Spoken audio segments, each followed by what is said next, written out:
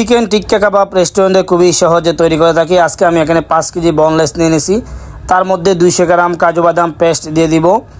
এরপরে দিয়ে দিচ্ছি টক দই 200 গ্রাম। এরপরে 150 গ্রাম মতো গুঁড়ামরিচ দিয়ে দিচ্ছি। এরপরে দিয়ে দিচ্ছি ধনিয়ার গুঁড়া, জিরার গুঁড়া, এখানে 2 টেবিল স্পুন করে হবে ধনিয়া এবং জিরা। এরপরে দিয়ে দিচ্ছি হাফ টেবিল স্পুন করে হোয়াইট পেপার, ব্ল্যাক পেপারের গুঁড়া। এরপরে চিনি দিয়ে দিচ্ছি সামান্য পরিমাণ। তারপরে আমি হালকা টেস্টিং সল্ট দিয়ে দিচ্ছি।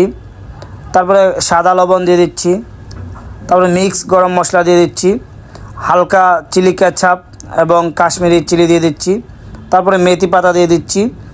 এরপরে আমি এখানে 200 গ্রাম মতো সরিষার তেল দিয়ে দিব। এটি মিক্স করে আধা ঘন্টা বা 1 ঘন্টা রেখে দিব। আধা ঘন্টা 1 ঘন্টা পরে আপনাদের যাদের বাসায় কয়লা সিস্টেম আছে তারা অবশ্যই এভাবে আমরা যেভাবে শিকের মধ্যে গেঁথে নিচ্ছি এভাবে চিকেনটা গেঁথে নেবেন। অবশ্যই একটা জিনিস খেয়াল রাখতে হবে, আধা ঘন্টা বা 1 ঘন্টা মিনিমাম মিক্স করে রেখে দিতে হবে।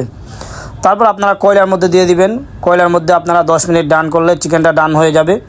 আর আপনাদের যাদের বাসায় কয়লা সিস্টেম নাই আপনারা ফ্রাই প্যান বা কড়াইতে সোলার হিটটা মিডিয়াম আছে রেখে সুন্দর করে সরিষার তেল দিয়ে ফ্রাই করে নেবেন।